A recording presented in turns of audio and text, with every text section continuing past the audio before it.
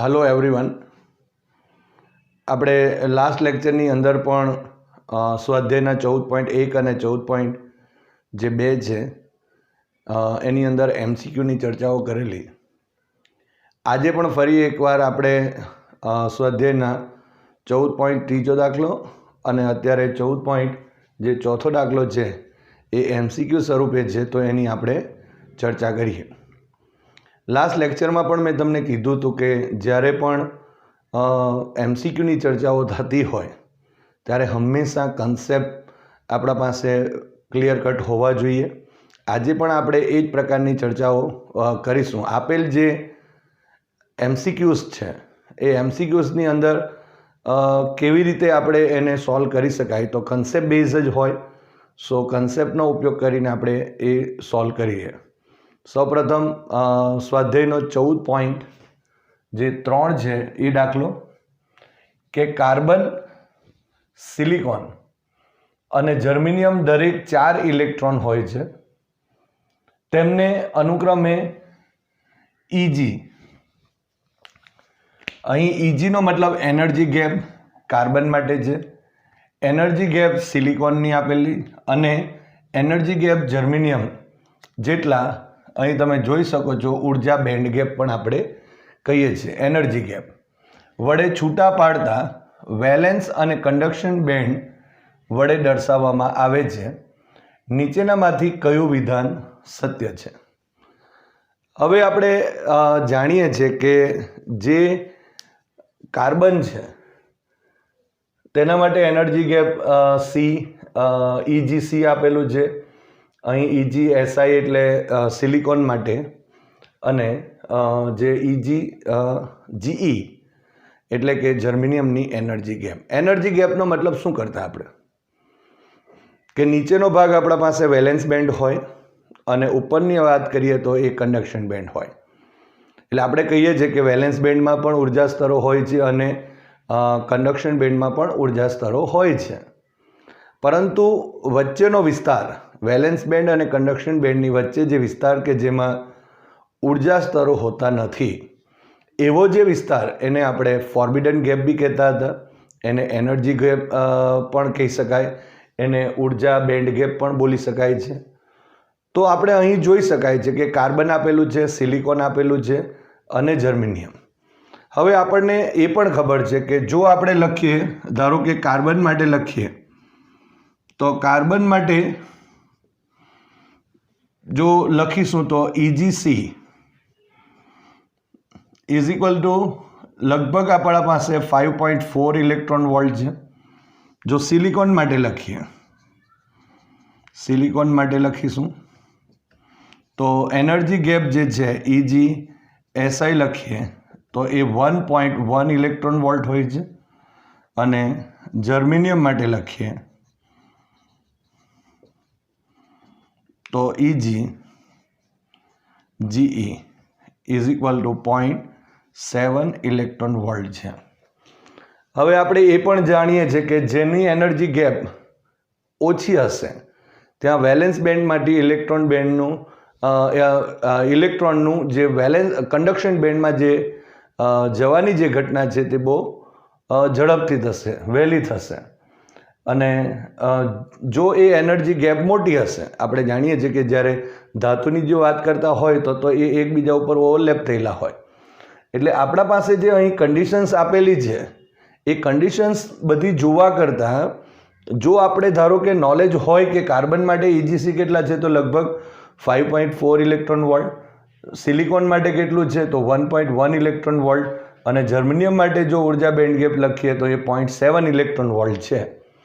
તો એનો મતલબ એમ થયો કે આ મોટામાં મોટું છે, એના પછી આ આવશે, એના પછી આ આવશે. તો આપણે અહીં ઇઝીલી એ વાક્ય રચના લખી શકાશે, જોઈ શકાય છે કે Eg C is greater than Eg Si is greater than Eg અહીં જર્મેનિયમ. તો આ એક ઓપ્શન હશે. હવે ઓલ્ટરનેટ કરવાનો અહીં પ્રયત્ન આપણે કરેલો હોઈ શકે, પરંતુ જો અત્યારે આપણે જોઈએ તો અહીં ફર્સ્ટ ઓપ્શન જુઓ તો તમે જોઈ શકો છો કે અહીં આ કાર્બન તો મોટામાં મોટો લાગે છે, પણ સિલિકોન ઇઝ લેસ દેન જર્મિનિયમવાળી વાત જે છે તે અહીં ખોટી પડશે, એટલે એ ઓપ્શન નથી. ત્યારબાદ EgC is less than EgGe થશે, એ તો પોસિબલ જ નથી. ત્રીજો ઓપ્શન જો EgC is greater than EgSi greater than EgGe, જે આપણા જવાબ સાથે મેચ થાય છે. માટે આનો જે આન્સર છે તે કયો થઈ જશે? C. અને બધા બરાબર તો છે જ નહીં, અહીં જોઈ શકાય છે.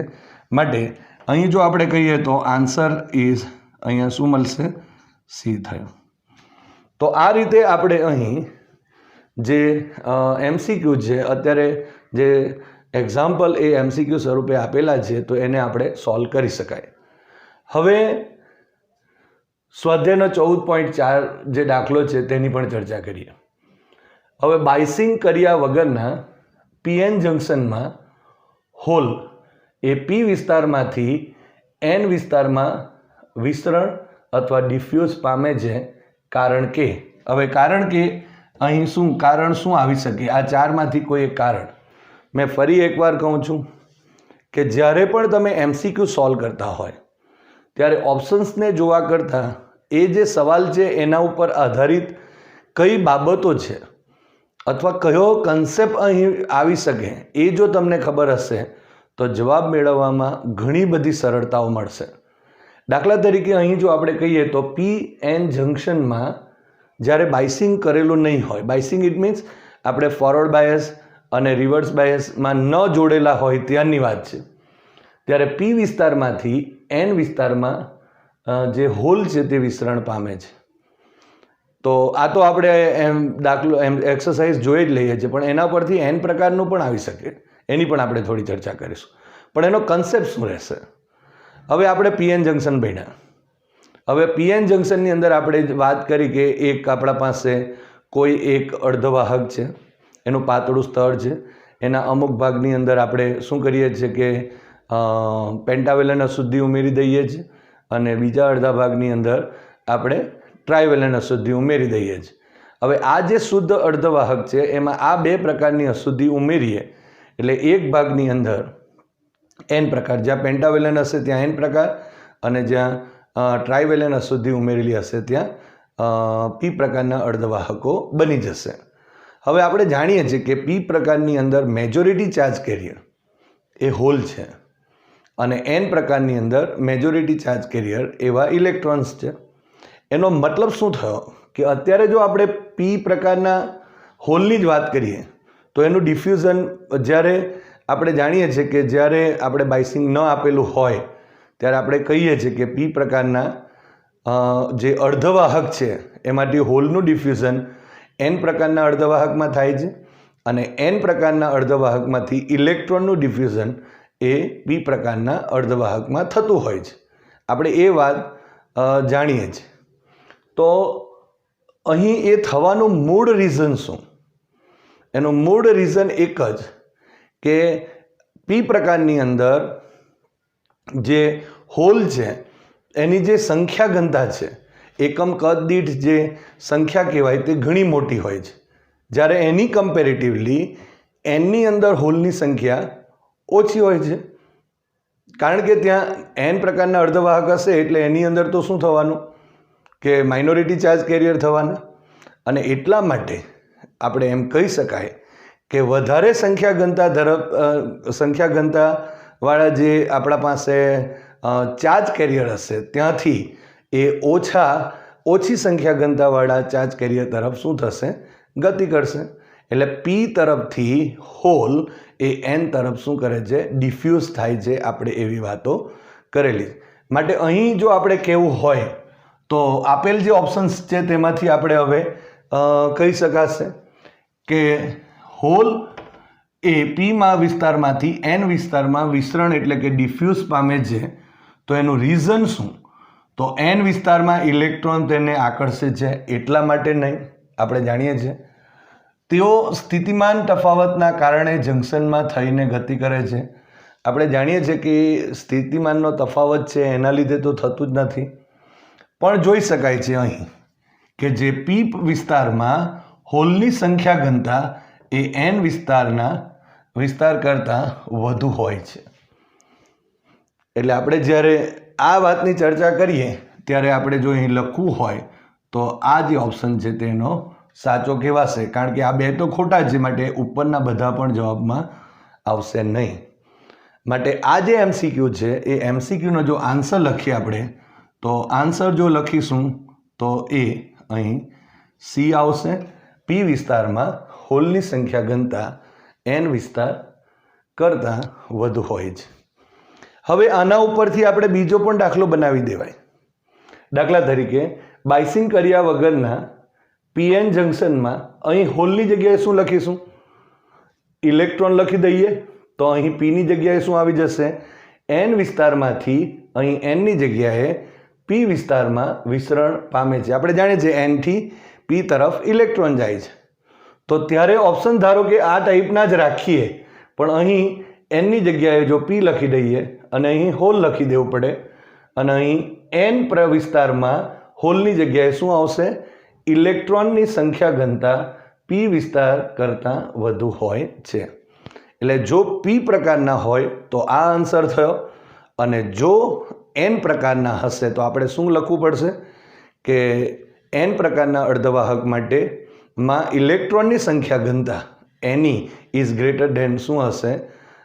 P પ્રકારના અર્ધવાહકમાં ઇલેક્ટ્રોનની સંખ્યા કરતાં વધુ હશે, કારણ કે P પ્રકારના અર્ધવાહકમાં ઇલેક્ટ્રોન માઇનોરિટી ચાર્જ કેરિયર તરીકે વર્તા હોય અને N પ્રકારમાં એ જ ઇલેક્ટ્રોન મેજોરિટી ચાર્જ કેરિયર તરીકે વર્તા હોય. તો આ રીતે આપણે અહીં એને એક્સપ્લેન કરી શકાય. હવે આપણે સ્વાધ્યાયનો 14.5મો દાખલો જોઈએ. જ્યારે PN જંકશનને ફોરવર્ડ બાયસ આપવામાં આવે ત્યારે તે, હવે સૌપ્રથમ તો આપણને PN જંકશન જે ડાયોડ છે એને આપણે ફોરવર્ડ બાયસમાં મૂકીએ તો ફોરવર્ડ બાયસ એટલે શું? એક ફંડામેન્ટલ વ્યાખ્યા આપણને આવડે તો આ જે આપણા પાસે MCQ છે એની આપણે વાતો કરી શકાય. દાખલા તરીકે આપણે જ્યારે ફોરવર્ડ બાયસ કહીએ છીએ ત્યારે PN જંકશન જે ડાયોડ જે છે એ PN જંકશન ડાયોડમાં P પ્રકારના અર્ધવાહક સાથે જો આપણે બેટરીનો ધન ધ્રુવ અને N પ્રકારના અર્ધવાહક સાથે જો બેટરીનો ઋણ ધ્રુવ જો આપણે જોડી દઈએ તો ત્યારે બનતું જે જોડાણ તેને આપણે PN જંકશન ડાયોડનું ફોરવર્ડ બાયસ જોડાણ કહીએ છીએ. તો અત્યારે જો આપણે અહીં સમજવું હોય તો આનો ઉકેલની વાત કરીએ તો અહીં ધારો કે આપણે આ રીતે જે PN જંકશન છે તે આપણે બતાવીએ. ધારો કે અહીં P છે અને આ N છે.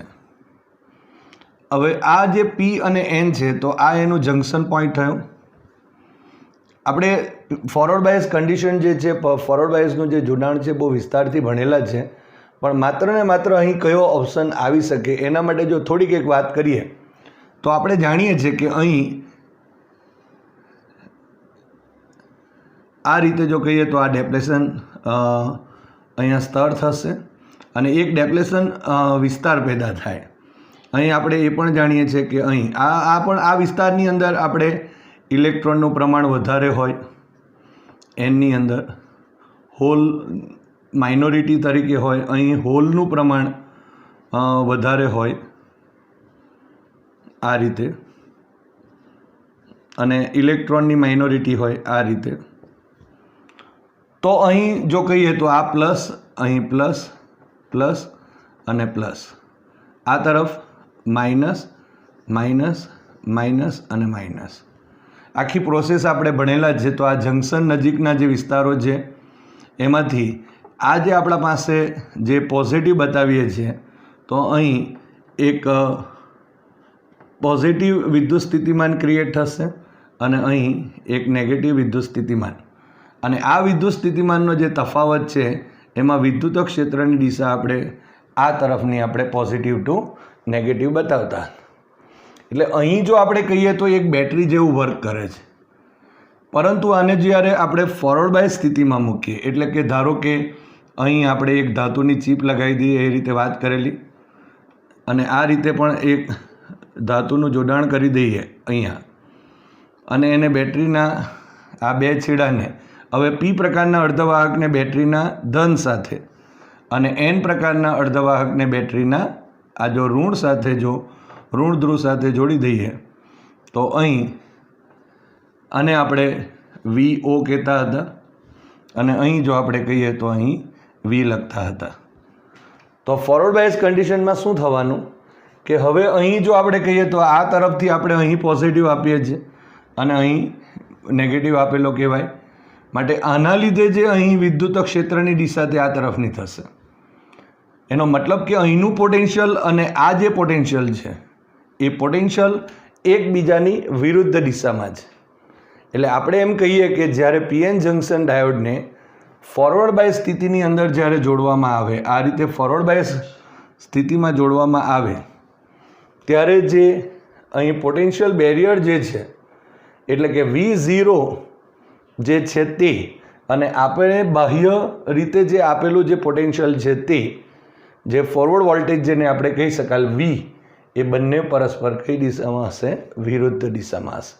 અને એટલા માટે અહીં આપણે બેનો ડિફરન્સ લેતા હતા અને ડિફરન્સ લઈએ એટલે શું થશે કે અહીં જે આપણા પાસે જંક્શનનો જે વિસ્તાર છે એ વિસ્તાર અત્યારે આ જે વિસ્તાર છે એને આપણે ડેપ્લેશન સ્તર કહીએ છીએ. એટલે જ આપણે આલેખની અંદર પણ પહેલો આલેખ જ્યારે ઉપર બતાવીએ છીએ ત્યારે બીજો આલેખ છે થોડોક વોલ્ટેજ ફોરવર્ડ વોલ્ટેજ જો આ વધારતા જઈએ બરાબર તો અહીં આ બેનો ડિફરન્સ છે તે અહીં વધતો જશે. આ જે આપણા પાસે છે તે અને એના લીધે જે V આપણા પાસે જે ગ્રાફ હતો તે નીચે થતો જતો. એટલે અહીં જો V0 તો જે હશે તે આવશે. અહીં ધારો કે આને આપણે વધારે આપીએ છીએ એટલે કે V જો અહીં વધારતા જઈએ તો એ રીતે ફોરવર્ડ વોલ્ટેજ આ રીતે કરીને પછી ચરઘાતાંકીય રીતે પ્રવાહનું મૂલ્ય આપે છે. આપણને ખબર છે પણ અહીં જે V0 અને V છે એ બેની વચ્ચેનો ડિફરન્સ હોય અને એના લીધે આ ડેપ્લેશન સ્તર છે એની પહોળાઈમાં શું થશે? ઘટાડો થાય અથવા તો આ પોટેન્શિયલમાં જે છે તે ઘટાડો થતો હોય છે.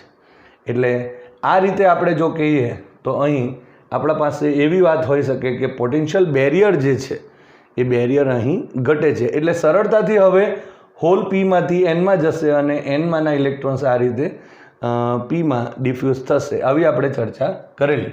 માટે અહીં જો આપણે પહેલો ઓપ્શન જોઈએ તો પોટેન્શિયલ બેરિયરની જે ઊંચાઈ છે તે વધારે છે તો એ તો પોસિબલ જ નથી.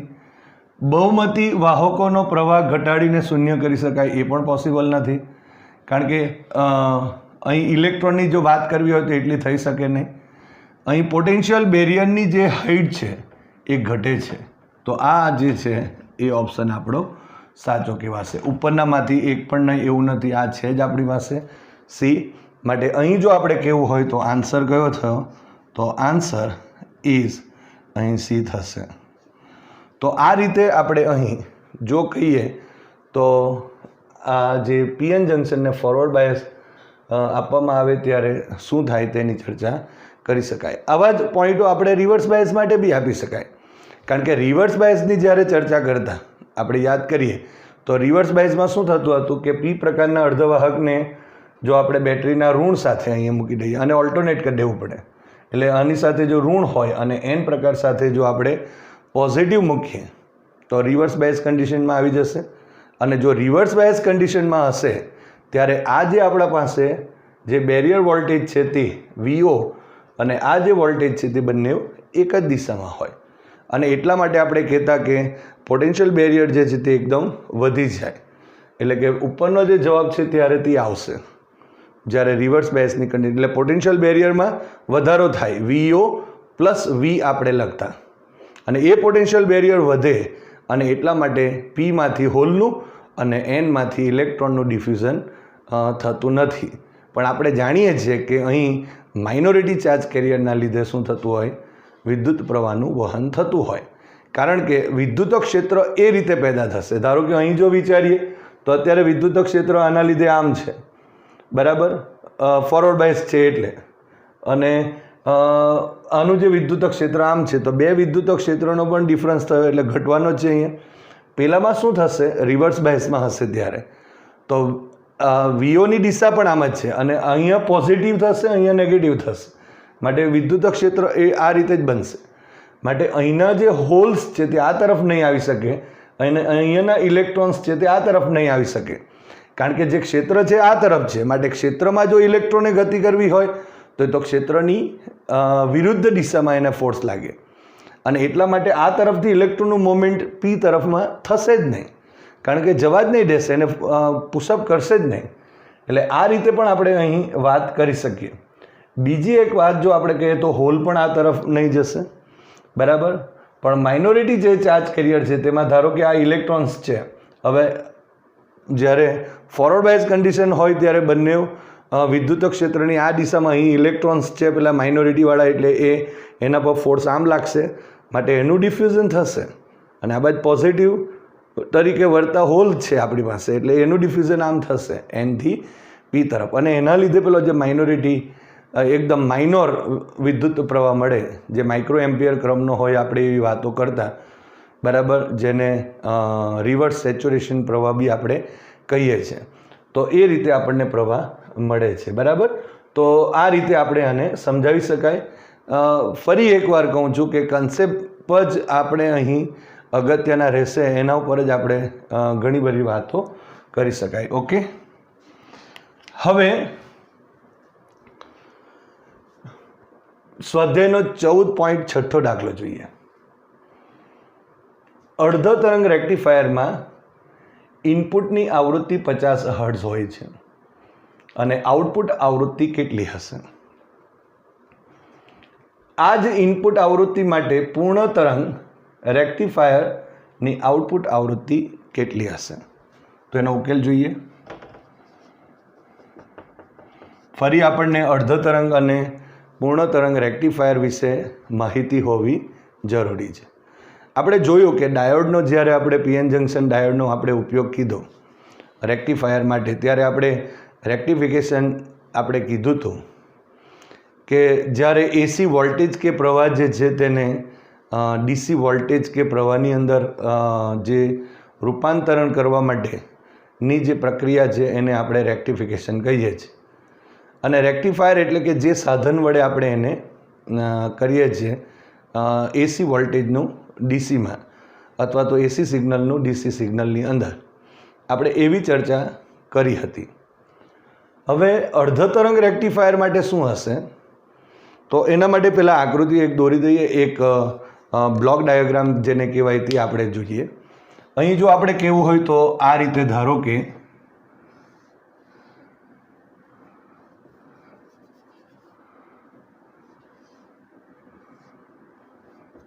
આ અડધો તરંગ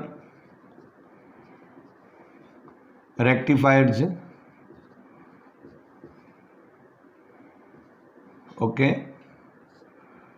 અહીંયા, અને આ એનું ઇનપુટ કહેવાશે. આ ઇનપુટ થયું, અહીં આપણા પાસે આઉટપુટ મળતું હતું. હવે આપણે જે ઇનપુટ આપીએ છીએ એમાં એસી આપીએ છીએ, એટલે આ રીતે જો આપણે આકૃતિ દોરી શકાય તો અહીંયા વોલ્ટેજ અને ટાઈમના સંદર્ભમાં આપણે આ રીતે વાત કરેલી. આ ઇનપુટ છે, એને વીઆઈ પણ કહી શકાય, આઉટપુટ માટે વીઓ લખીશું. હવે આ રીતે આપણી પાસે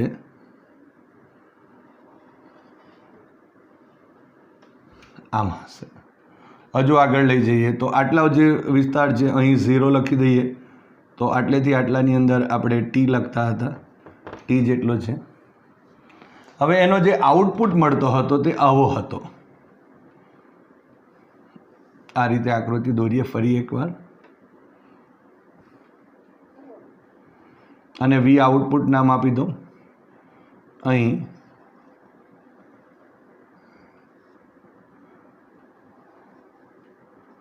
આ ટી છે, અહીં 0 અને આટલેથી આટલો જે તે ટી છે એમ માની લો. તો તમે જોઈ શકાય છે અહીં આપણે જો વાત કરીએ તો આ અડધો તરંગ રેક્ટિફાયરની સ્થિતિ છે, જેમાં ઇનપુટમાં આપણે એસી આપીએ છીએ, જે અહીં આપણે જોઈ શકીએ છીએ, અને આઉટપુટમાં આપણને અહીં ડીસી મળે છે. પણ આ અનરેગ્યુલેટેડ ડીસી મળે છે, અને ત્યાર પછી આપણે જાણીએ કે એમાં આપણે ફિલ્ટરનો પણ ઉપયોગ કરવો પડે કે જેના લીધે ત્યારબાદ આપણે એસી ઘટકોને નાબૂદ કરી અને એક ડીસી મેળવી શકાય. હવે અહીંથી અહીંયા સુધીનો એક તમે જોઈ શકો છો કે 0T એટલે ટી એટલે આવર્તકાળ થયો. હવે આવૃત્તિનો મતલબ આપણે શું કરીએ કે 1 સેકન્ડમાં થતા ડોલનોની સંખ્યા, અથવા તો અહીં જો આપણે વિચાર કરીએ તો આની આવૃત્તિ અત્યારે જો આપણે કેવી હોય તો 0T જેટલી એની આપેલી છે, કેટલી 50 હર્ટ્ઝ જેટલી આપેલી છે ઇનપુટની, અને જો આઉટપુટની આવૃત્તિ કેટલી હશે તો આપણે એમ પણ કહી શકાય કે અહીં જો 50 હર્ટ્ઝ હશે.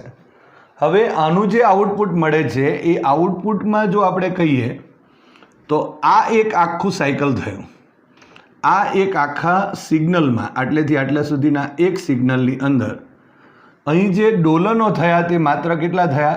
એક જ થયું. અહીં તો આપણે જાણીએ છીએ કે વોલ્ટેજ મળતો જ નથી, કારણ કે જ્યારે બીજું અર્ધચક્ર એટલે કે ઋણ અર્ધચક્ર હોય ત્યારે એ અર્ધ તરંગ રેક્ટિફાયરની અંદર ડાયોડ એ રિવર્સ બાયસ કન્ડિશનમાં આવી જાય, અને જો રિવર્સ બાયસ કન્ડિશનની અંદર આવે તો આપણે જાણીએ છીએ કે એની અંદર આપણે જે વિદ્યુત પ્રવાહનું વહન થતું નથી. એટલે જો આપણે એમ કહેવું હોય તો એમ કહી શકાય કે અહીં જ્યારે એક આપણા જે સાયકલ છે, અહીં એક સાયકલ માટે જો આપણે કહીએ અહીં આપણને ડોલનોની સંખ્યા છે તે કેટલી મળે છે? એક જ મળે છે, અથવા તો એમ કહી શકાય કે અહીં એક જ આપણને અહીં શૃંગ મળે છે, એમ પણ કહી શકાય. તો અહીં ડોલનો એક જ મળે છે, ઓસિલેશન્સ કેટલા થાય છે? એક જ. અને તેથી આપણે જો કહી શકાય તો અહીં અર્ધ તરંગ માટે જો વાત કરીએ તો અર્ધ તરંગ રેક્ટિફાયર માટે ઇનપુટ આવૃત્તિ, જે ઇનપુટ આવૃત્તિ છે, ઇનપુટ આવૃત્તિ અહીં જો આપણે લખીએ તો એફ ઇનપુટ એટલે IN લખી દઉં અને ઇઝ ઇક્વલ ટુ આઉટપુટ આવૃત્તિ, અહીં એફ આઉટ FO લખી દો, અહીં FIN લખો જે ચાલે તે માટે. અહીં જો લખીએ માટે આઉટપુટ આવૃત્તિ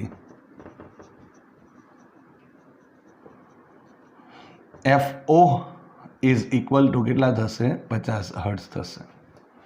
એટલે એક સાયકલની અંદર, એક ચક્રની અંદર, એક આવર્તકાળની અંદર જો આપણે વિચાર કરીએ, કારણ કે એક સેકન્ડમાં કેટલા એક ડોલન એક ચક્ર હોય તો ટી જેટલા સમયમાં અહીંથી અહીંયા સુધી જાય છે, એક સાયકલ થાય છે, તો એક સેકન્ડમાં કેટલા થશે? તો 1/T થશે.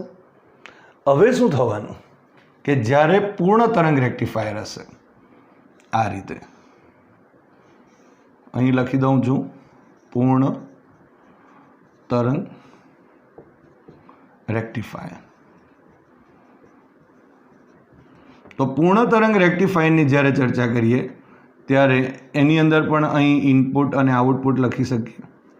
આ ઇનપુટ અને આ આઉટપુટ થશે. હવે સિગ્નલ દોરી દઉં. અહીંયા સિગ્નલની વાત કરીએ તો આ રીતે જે રીતે ઉપર બતાવેલો છે એવો સિગ્નલ આપણે VI આપેલો હશે, અહીં 0 આ રીતે. હવે અહીં જો કહીએ તો આ T જેટલો સમય છે. હવે આઉટપુટની વાત કરીએ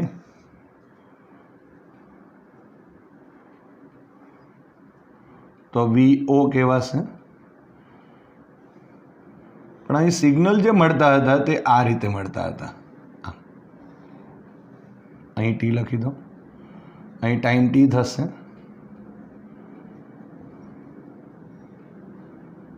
અહીં ટાઈમ T થયો. હવે તમે જોઈ શકો છો કે જેવી પરિસ્થિતિ અહીંયા તેવું જ આપેલું છે, પણ પૂર્ણ તરંગ રેક્ટિફાયર. પૂર્ણ તરંગ રેક્ટિફાયરમાં આપણે કહેતા કે ઇનપુટના આખા સિગ્નલનો ઉપયોગ એટલે તો એનું નામ થાય છે પૂર્ણ તરંગ રેક્ટિફાયર. અને એ પૂરેપૂરા, કારણ કે એની અંદર 2 ડાયોડનો ઉપયોગ થાય, અને 2 ડાયોડનો જ્યારે ઉપયોગ થતો હોય ત્યારે પહેલું જે આ ટાઈપનું શૃંગ જે આપણને દેખાય છે અહીં, બરાબર, એ કોના લીધે મળશે? ડાયોડ 1ના લીધે હોય. તો આ બીજું જે છે તે ડાયોડ 2ના લીધે હશે. કહેવાનો ઇન્ટેન્સ એક જ છે કે અહીં પૂર્ણ ચક્રનો ઉપયોગ થાય છે, પૂર્ણ સાયકલ જે છે એનો ઉપયોગ થશે. એટલે જો આપણે જો અહીં લખવું હોય તો લખી શકાય. તમે જોઈ શકો છો 0 થી t સમયની અંદર આપણી પાસે જે એક અહીંયા ચક્ર દેખાય છે, બરાબર, તો અહીં આપણને જોઈ શકાય છે કે ડોલનોની સંખ્યા કેટલી થઈ? તો 2 થઈ. તો અહીં આપણે આવૃત્તિ માટે જો વ્યાખ્યા લખવી હોય તો અહીં ડોલનોની સંખ્યા કેટલી થઈ? 2. અને એટલા માટે જો અહીં જો આપણે લખીએ તો પૂર્ણ તરંગ રેક્ટિફાયર માટે અહીં જો લખવું હોય તો આમ લખી શકાય, ઇનપુટ આવૃત્તિ અથવા તો આઉટપુટ આવૃત્તિ લખીએ. આઉટપુટ આવૃત્તિ FO જ નામ આપું છું, ઇઝ ઇક્વલ ટુ કેટલા થઈ જવાના? તો 2 ટાઈમ્સ ઇનપુટ આવૃત્તિ થશે.